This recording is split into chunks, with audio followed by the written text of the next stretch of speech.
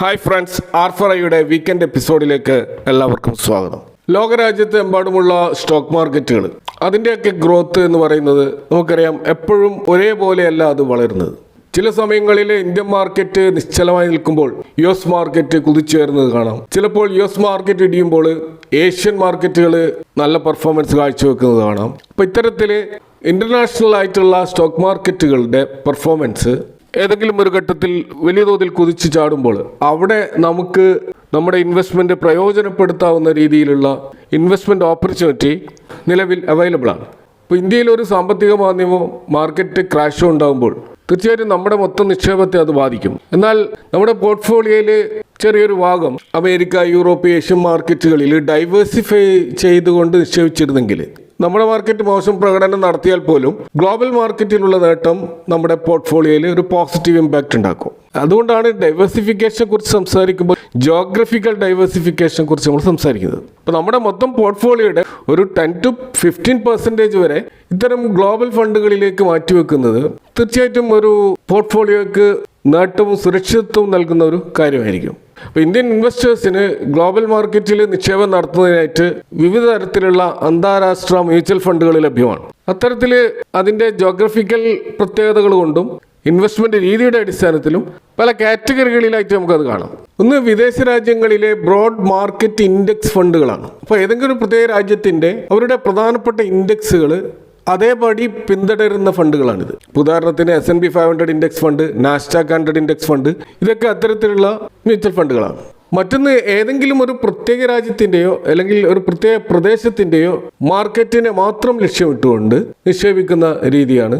അത്തരത്തിൽ നമുക്ക് US equity funds, greater China fund, Japan equity funds, Europe funds ഒക്കെ നമുക്ക് കാണാൻ പറ്റും. മറ്റൊന്ന് ഗ്ലോബൽ മൾട്ടി റീജിയൻ മ്യൂച്വൽ ഫണ്ടുകളാണ്. ഇപ്പോൾ ഒരു രാജ്യത്ത് മാത്രം ഒതുങ്ങാതെ അമേരിക്ക, യൂറോപ്പ്, ഏഷ്യ തുടങ്ങിയ ലോകത്തിൻ്റെ വിവിധ ഭാഗങ്ങളിലുള്ള മുൻനിര കമ്പനികളെ ഒരേ സമയം നിക്ഷേപിക്കുന്ന മ്യൂച്വൽ ഫണ്ടുകളാണ്. ഇവിടെയും മികച്ച ഡൈവേഴ്സിഫിക്കേഷനാണ് അത് വാഗ്ദാനം ചെയ്യുന്നത്. മറ്റൊന്ന് സെക്ടർ തീമാറ്റിക് ഫണ്ടുകളാണ്. ഇപ്പോൾ ഗ്ലോബൽ ലെവലിൽ വളർച്ചാ സാധ്യതയുള്ള ഏതെങ്കിലും പ്രത്യേക മേഖലകളെ കേന്ദ്രീകരിച്ച് നിക്ഷേപിക്കുന്ന ഒരു രീതിയാണിത്. അപ്പോൾ അവിടെ ഇൻ്റർനാഷണൽ ലെവലിൽ ഫേമസ് ആയിട്ടുള്ള ആർട്ടിഫിഷ്യൽ ഇൻ്റലിജൻസ് സ്റ്റോക്കുകളിൽ മാത്രം ഇൻവെസ്റ്റ് ചെയ്യുന്ന ഫണ്ടുകളുണ്ട്. അതുപോലെ ഇലക്ട്രിക് വെഹിക്കിൾസിൽ മാത്രം ഇൻവെസ്റ്റ് ചെയ്യുന്ന ഫണ്ടുകളുണ്ട്. മൈനിങ് ആൻഡ് ഗോൾഡ്, അഗ്രികൾച്ചർ തുടങ്ങിയ മേഖലയിൽ മാത്രം ഇൻവെസ്റ്റ് ചെയ്യുന്ന ഫണ്ടുകളുണ്ട്. അത്തരത്തിലുള്ള ഫണ്ടുകളെ നമ്മൾ സെക്ടർ അല്ലെങ്കിൽ തീമാറ്റിക് ഫണ്ടുകൾ എന്നും വിളിക്കാറുണ്ട്. അപ്പോൾ ഇത്തരത്തിൽ പല രീതിയിലുള്ള ഇൻവെസ്റ്റ്മെൻറ്റ് ഓപ്പർച്യൂണിറ്റിയും ഇൻ്റർനാഷണൽ മ്യൂച്വൽ ഫണ്ടുകളിൽ ഇപ്പോൾ ലഭ്യമാണ്. അപ്പോൾ association of mutual fund of ഇന്ത്യയുടെ ഒരു ഡാറ്റ പ്രകാരം ഇന്ത്യയിൽ നിലവിൽ ഏകദേശം 30 മുതൽ 35 വരെയുള്ള അസറ്റ് മാനേജ്മെൻറ്റ് കമ്പനികൾ അല്ലെങ്കിൽ മ്യൂച്വൽ ഫണ്ട് ഹൗസുകൾ ഇത്തരത്തിലുള്ള ഇൻ്റർനാഷണൽ മ്യൂച്വൽ ഫണ്ടുകൾ അവതരിപ്പിച്ചിട്ടുണ്ട്. അപ്പോൾ ഇതിലൂടെ ഏകദേശം 40 മുതൽ 45 വരെയുള്ള സ്കീമുകൾ നമുക്ക് അവൈലബിൾ ആണ്. എന്നാൽ അവിടെ നമ്മൾ ശ്രദ്ധിക്കേണ്ട ഒരു കാര്യം, സെബിയുടെ നല്ല നിയന്ത്രണമുള്ള ഒരു മേഖലയാണ് ഈ ഇൻ്റർനാഷണൽ മ്യൂച്വൽ ഫണ്ടുകൾ. കാരണം ഇൻ്റർനാഷണൽ മ്യൂച്വൽ ഫണ്ടുകൾക്ക് അവർ വിദേശത്ത് നിക്ഷേപിക്കുന്നതിന് ഒരു ലിമിറ്റ് നിശ്ചയിക്കപ്പെട്ടിട്ടുണ്ട്. അത് $7 ബില്യൺ ആണ്. അപ്പോൾ ആ ഒരു പരിധി ലംഘിക്കപ്പെടുമ്പോൾ പുതിയ ഇൻവെസ്റ്റ്മെൻറ്റുകൾ ഈ മ്യൂച്വൽ ഫണ്ടുകൾക്ക് സ്വീകരിക്കാൻ കഴിയില്ല. എന്നാൽ ഇപ്പോഴും പല ഇൻഡെക്സ് ഫണ്ടുകളിലും ETF-കളിലും ലംസം ഇൻവെസ്റ്റ്മെൻറ്റും സിപ്പും ഒക്കെ അവൈലബിൾ ആണ്. അപ്പോൾ ഇത്തരത്തിലുള്ള ഇൻ്റർനാഷണൽ മ്യൂച്വൽ ഫണ്ടുകൾ നമ്മൾ നോക്കുമ്പോൾ അതിൻ്റെ ആ ഒരു നിക്ഷേപ രീതിയുടെ അടിസ്ഥാനത്തിൽ 2 ടൈപ്പ് ഫണ്ടുകൾ കാണാം. ഒന്ന് സാധാരണ വിദേശത്തുള്ള സ്റ്റോക്കുകളിൽ നേരിട്ട് ഫണ്ട് മാനേജേഴ്സ് ഇൻവെസ്റ്റ് ചെയ്യുന്ന രീതിയാണ്. ഇപ്പോൾ Motilal Oswald S&P 500 index fund ആ രീതിയിലുള്ള ഒരു ഫണ്ടാണ്. ഇതേപോലെ മറ്റൊരു രീതിയിൽ ഇൻവെസ്റ്റ്മെൻറ്റ് നമുക്ക് കാണാൻ കഴിയും. അവിടെ ഇൻ്റർനാഷണൽ മാർക്കറ്റിൽ ഇന്ത്യയിൽ ഇരുന്ന് നേരിട്ട് റിസർച്ച് നടത്താതെ വിദേശത്ത് ഓൾറെഡി ആ രീതിയിൽ പ്രവർത്തിക്കുന്ന AMCകളുണ്ട്. അപ്പോൾ ഇവിടെ റിസർച്ചും മറ്റു കാര്യങ്ങളൊക്കെ നടത്തുന്നത് ആ മ്യൂച്വൽ ഫണ്ട് കൈകാര്യം ചെയ്യുന്ന ആ രാജ്യത്തെ മ്യൂച്വൽ ഫണ്ട് കമ്പനി ആയിരിക്കും. ആ ഒരു മ്യൂച്വൽ ഫണ്ടിലേക്ക് ഇവിടെ നിന്ന് ഫണ്ട് നിക്ഷേപിക്കുക. ഇതേപോലെ ചില ETF-കളിൽ മ്യൂച്വൽ ഫണ്ട് നിക്ഷേപിക്കുക. ഉദാഹരണത്തിന് ഇന്ത്യയിൽ തന്നെയുള്ള മോട്ടിലാൽ ഓസ്വാൾ നാസ്ഡാക്ക് 100 ETF-ൽ മോട്ടിലാൽ ഓസ്വാൾ തന്നെ മ്യൂച്വൽ ഫണ്ടായിട്ടും ഇൻവെസ്റ്റേഴ്സിന് നൽകുന്നതായിട്ട് കാണും. അപ്പോൾ അവിടെ അവർ ഇൻവെസ്റ്റ് ചെയ്യുന്നത് അവരുടെ തന്നെ ETF-കളിൽ. അപ്പോൾ ഇവിടെ എന്താണ് സംഭവിക്കുന്നതെന്ന് വെച്ച് കഴിഞ്ഞാൽ 2 വിധത്തിലുള്ള എക്സ്പെൻസ് റേഷ്യോ വരാൻ സാധ്യതയുണ്ട്. ഒന്ന്, നേരിട്ട് ഈ സ്റ്റോക്കുകൾ ഇൻവെസ്റ്റ് ചെയ്യുന്ന ആ ഇൻ്റർനാഷണൽ മ്യൂച്വൽ ഫണ്ടോ ETF-കളോ ഈടാക്കുന്ന എക്സ്പെൻസ് റേഷ്യോ. ഇതുകൂടാതെ ഇന്ത്യയിൽ നിന്നുള്ള ഈ കമ്പനി ആ മ്യൂച്വൽ ഫണ്ടിൽ ഇൻവെസ്റ്റ് ചെയ്യുമ്പോൾ ഉണ്ടാകുന്ന അഡീഷണൽ ആയിട്ട് വരുന്ന എക്സ്പെൻസ് റേഷ്യോ. അപ്പോൾ ഇത് രണ്ടും കൂടി ചേർന്നുകൊണ്ട് എക്സ്പെൻസ് റേഷ്യോ കൂടാനുള്ള സാധ്യതയും ഇത്തരം ഫണ്ടുകളുണ്ട്. ഇത്തരം ഫണ്ടുകളെയാണ് നമ്മൾ ഫണ്ട് ഓഫ് ഫണ്ട് എന്ന് പറയുന്നത്. അപ്പോൾ അതുകൊണ്ട് തന്നെ നമ്മളൊരു ഇൻ്റർനാഷണൽ മ്യൂച്വൽ ഫണ്ടിൽ ഇൻവെസ്റ്റ് ചെയ്യുമ്പോൾ നമ്മൾ ശ്രദ്ധിക്കേണ്ടത് ആ ഫണ്ടിൻ്റെ പേര് കൃത്യമായി ശ്രദ്ധിക്കുക. അതിൽ ഫണ്ട് ഓഫ് ഫണ്ട് എന്നാണ് പറയുന്നതെങ്കിൽ ആ മ്യൂച്വൽ ഫണ്ട് കമ്പനി ഡയറക്റ്റ് സ്റ്റോക്കുകളിൽ ഇൻവെസ്റ്റ് ചെയ്യുന്നില്ല, മറ്റൊരു ഫണ്ടിലേക്ക് ഇൻവെസ്റ്റ് ചെയ്യുകയാണ് ചെയ്യുന്നത്. അതല്ലെങ്കിൽ മറ്റൊരു ETF-ലേക്ക് ഇൻവെസ്റ്റ് ചെയ്യുകയാണ് ചെയ്യുന്നത്. എന്നാൽ ഈ എക്സ്പെൻസ് റേഷ്യോ മാറ്റി നിർത്തിക്കൊണ്ടുള്ള റിട്ടേൺ നല്ല രീതിയിൽ വരാനുള്ള സാധ്യത ഡയറക്റ്റ് ഇൻവെസ്റ്റ് ചെയ്യുന്ന കാര്യത്തിലായാലും ഫണ്ട് ഓഫ് ഫണ്ടിലായാലും സെയിം തന്നെയായിരിക്കും. അപ്പോൾ നമ്മളൊരു ഇൻ്റർനാഷണൽ മ്യൂച്വൽ ഫണ്ടിൽ ഇൻവെസ്റ്റ് ചെയ്യുമ്പോൾ അതിന് ക്വാളിറ്റി എത്രമാത്രം ഉണ്ട് എന്ന് നമ്മൾ തീർച്ചയായിട്ടും പരിശോധിക്കേണ്ടതുണ്ട്. അപ്പോൾ അതുകൊണ്ട് തന്നെ അണ്ടർലൈങ് ആയിട്ടുള്ള ആ ഫണ്ട് അല്ലെങ്കിൽ ETF അതിൻ്റെ ക്വാളിറ്റി നമ്മൾ അറിഞ്ഞിരിക്കണം. ഭൂരിഭാഗം ഇൻ്റർനാഷണൽ ഫണ്ടുകളും ഫണ്ട് ഓഫ് ഫണ്ടാണ്. അപ്പോൾ വിദേശത്തുള്ള ആ ഒരു പാരന്റ് ഫണ്ട് അതിന് മോർണിംഗ് സ്റ്റാറോ അല്ലെങ്കിൽ വാല്യൂ റിസർച്ചോ പോലെയുള്ള ഏജൻസികൾ നൽകിയിട്ടുള്ള റേറ്റിംഗ് എത്ര ഉണ്ട് എന്ന് നമ്മളൊന്ന് പരിശോധിക്കുന്നത് നല്ലതായിരിക്കും. ഇതുകൂടാതെ ട്രാക്ക് റെക്കോർഡും നമുക്ക് പരിശോധിക്കാം. കാരണം ആ ഫണ്ട് എത്ര കാലമായിട്ട് മാർക്കറ്റിലുണ്ട് എന്നുള്ളതും ഒരു പ്രധാന ഘടകമാണ്. ഏറ്റവും പുതുതായിട്ട് ഇപ്പോൾ 1 വർഷം മുമ്പ് 2 വർഷം മുമ്പൊക്കെ ഇൻട്രൊഡ്യൂസ് ചെയ്ത ഫണ്ടുകൾ നമുക്കതിനെ പൂർണ്ണമായിട്ട് വിലയിരുത്താൻ സാധിക്കില്ല. അതുകൊണ്ട് മിനിമം ഒരു 5 വർഷത്തെ പഴക്കമെങ്കിലും ആ ഫണ്ടിനുണ്ടോ എന്ന് നമ്മൾ പരിശോധിച്ച് നോക്കുക. മറ്റൊന്നാണ് ട്രാക്കിംഗ് എറർ.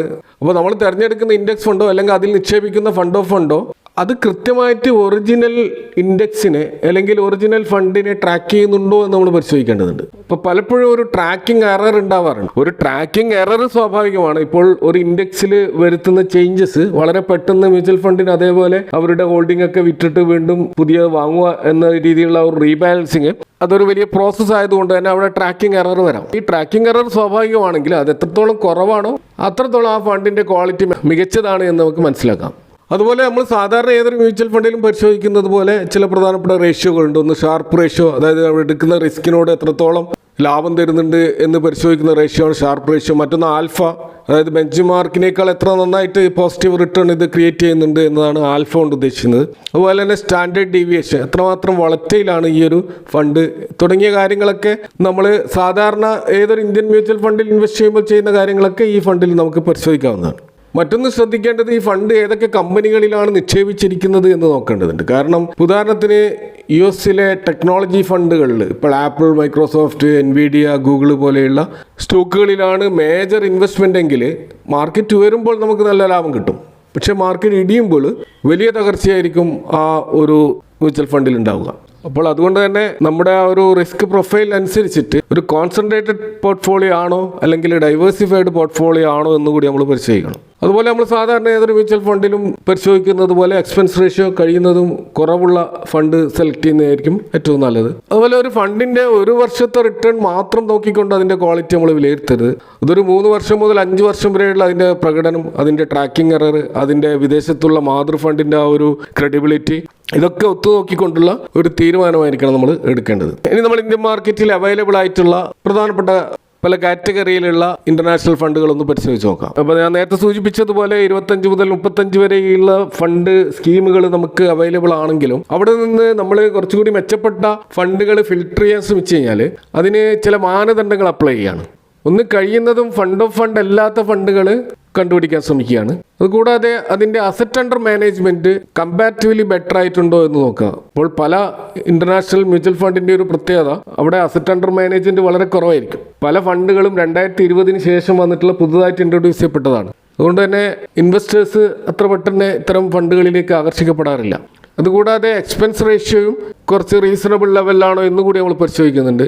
കൂടാതെ മോർണിംഗ് സ്റ്റാർ അതുപോലെ വാല്യൂ റിസർച്ച് പോലെയുള്ള റേറ്റിംഗ് ഏജൻസികൾ ഇതിന് കൊടുത്ത സ്റ്റാർ റേറ്റിംഗ് എത്രയാണ് എന്നുകൂടി പരിശോധിച്ചുകൊണ്ട് അത്തരത്തിൽ ഫിൽട്ടർ ചെയ്തപ്പോൾ ഏകദേശം 7 ഫണ്ടുകൾ നമുക്ക് കാണാൻ കഴിയും. അതിൽ ഏറ്റവും ലീഡിംഗ് ആയിട്ടുള്ള ഒരു ഫണ്ട് എന്ന് നമുക്ക് പറയാൻ കഴിയുന്നത് 7000 കോടിക്ക് മുകളിലെ അസറ്റ് അണ്ടർ മാനേജ്മെന്റ് ഉള്ള Motilal Oswal Nasdaq 100 fund of ഫണ്ടാണ്. അപ്പോൾ അതിൻ്റെ ഒരു ന്യൂനത ഫണ്ട് ഓഫ് ഫണ്ടാണെന്ന് മാത്രമാണ്. കാരണം മോട്ടിലാൽ ഓസ്വാളിൻ്റെ തന്നെ ETF ഉണ്ട്. അപ്പോൾ ഈ നാസ്ഡാക്ക് 100 ETF-ൽ ഇൻവെസ്റ്റ് ചെയ്യുന്നവരെ സംബന്ധിച്ചിടത്തോളം ഈ ഒരു ഫണ്ട് ആവശ്യമില്ല. കാരണം ഇത് എക്സ്ട്രാ എക്സ്പെൻസ് റേഷ്യോ വരാൻ സാധ്യതയുണ്ട്. അപ്പോൾ ഈ ഒരു ഫണ്ട് 2018 ഇൻട്രൊഡ്യൂസ് ചെയ്യുന്നത്. ഇതിൻ്റെ എക്സ്പെൻസ് റേഷ്യോ അത് ഡയറക്റ്റ് ഫണ്ടിലാണെങ്കിൽ 0.19% മാത്രമാണ്. അതുപോലെ റെഗുലർ ഫണ്ടാണെങ്കിൽ 0.5% മാത്രമാണ്. അപ്പോൾ വളരെ റീസണബിൾ ആയിട്ടുള്ള ഒരു എക്സ്പെൻസ് റേഷ്യോ ആണ് നമ്മളിവിടെ കാണുന്നത്. അതുപോലെ മോർണിംഗ് സ്റ്റാറും വാല്യൂ റിസർച്ചും ഇതിന് 4 സ്റ്റാർ റേറ്റിംഗ് കൊടുത്തിട്ടുണ്ട്. ഇതേപോലെ തന്നെ US മാർക്കറ്റിനെ ലക്ഷ്യം വെച്ച് ഇൻവെസ്റ്റ് ചെയ്യുന്ന മറ്റൊരു mutual ഫണ്ടാണ് Motilal Oswald S&P 500 index fund. ഇത് ഒരു ഡയറക്റ്റ് ഫണ്ടാണ്, ഫണ്ട് ഓഫ് ഫണ്ട് അല്ല. ഇതിന്റെ AUM ഏകദേശം 4365 കോടിയാണ് നമ്മൾ കാണുന്നത്. അപ്പോൾ 2020 കോവിഡിന് ശേഷം ഇൻട്രൊഡ്യൂസ് ചെയ്തൊരു ഫണ്ടാണിത്.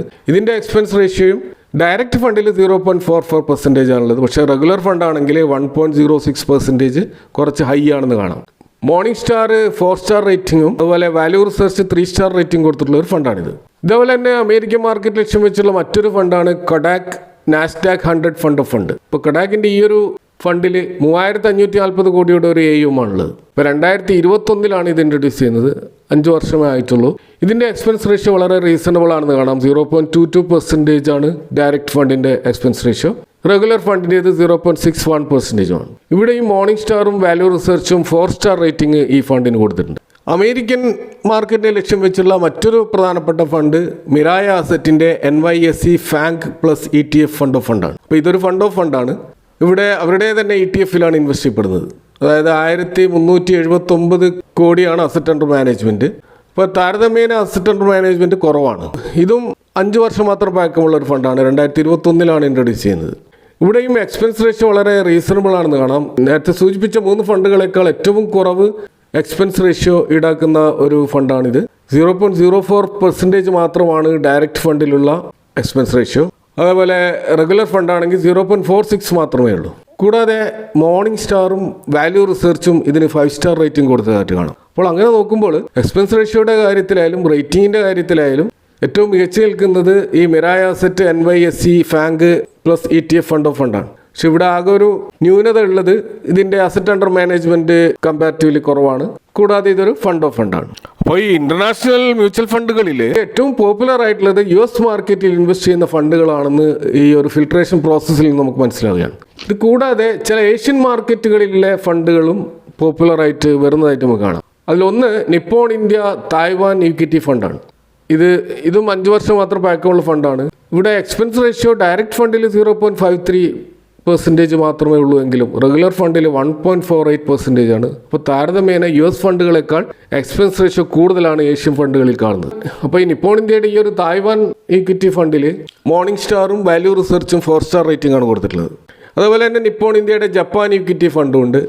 അത് കുറച്ചുകൂടി പഴക്കം ചെന്ന ഒരു ഫണ്ടാണ്. 2014 അത് ഇൻട്രൊഡ്യൂസ് ചെയ്തിട്ടുള്ളത്.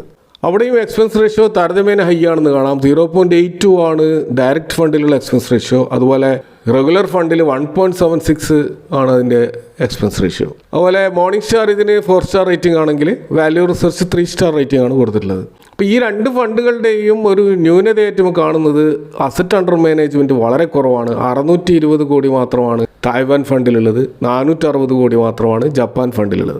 അപ്പോൾ ജനങ്ങൾക്കിടയിൽ വലിയ തോതിൽ ഇത് പോപ്പുലർ ആയിട്ടില്ല എന്നതിൻ്റെ ഒരു സൂചനയാണത്.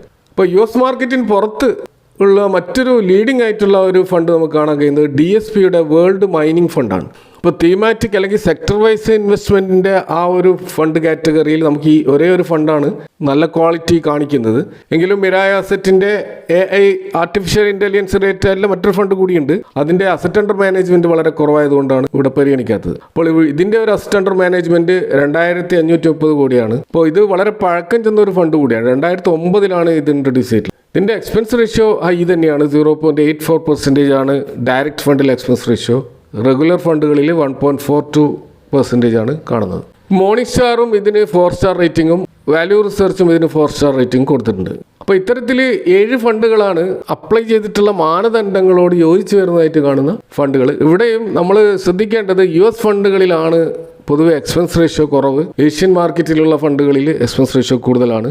കൂടാതെ ചൈനീസ് ഹോങ്കോങ് ബേസ്ഡ് ആയിട്ടുള്ള ധാരാളം മ്യൂച്വൽ ഫണ്ടുകളുണ്ട്. പക്ഷേ അവിടെയൊന്നും നമുക്ക് അസറ്റ് അണ്ടർ മാനേജ്മെൻറ്റ് അത്ര ഹൈ ആയിട്ട് കാണാൻ കഴിയുന്നില്ല. വളരെ കുറവ് AUM ആണ് അവിടെയൊക്കെ നമ്മൾ കാണുന്നത്. അപ്പോൾ ഇതൊക്കെയാണ് ഇൻ്റർനാഷണൽ മ്യൂച്വൽ ഫണ്ടുമായി ബന്ധപ്പെട്ട് നിങ്ങളായിട്ട് ഷെയർ ചെയ്യാനുള്ളത്. അപ്പോൾ ഇവിടെ ഈ കാര്യങ്ങൾ പരാമർശിച്ചിട്ടുള്ളത് ഒരു എഡ്യൂക്കേഷണൽ പർപ്പസിന് വേണ്ടി മാത്രമാണ്. ഒരു ഇൻവെസ്റ്റ്മെൻറ്റ് ഡിസിഷൻ എടുക്കുന്നതിന് മുമ്പേ നിങ്ങളുടെ ഫൈനാൻഷ്യൽ അഡ്വൈസറുമായിട്ട് ചർച്ച ചെയ്തുകൊണ്ട് മാത്രം ഇൻവെസ്റ്റ്മെൻറ്റ് ഡിസിഷൻ എടുക്കുക. ഈ വിഷയവുമായി ബന്ധപ്പെട്ട് നിങ്ങളുടെ അഭിപ്രായങ്ങളും കമൻറ്റുകളും അറിയിക്കുക. Thanks for watching. See you next time with another video.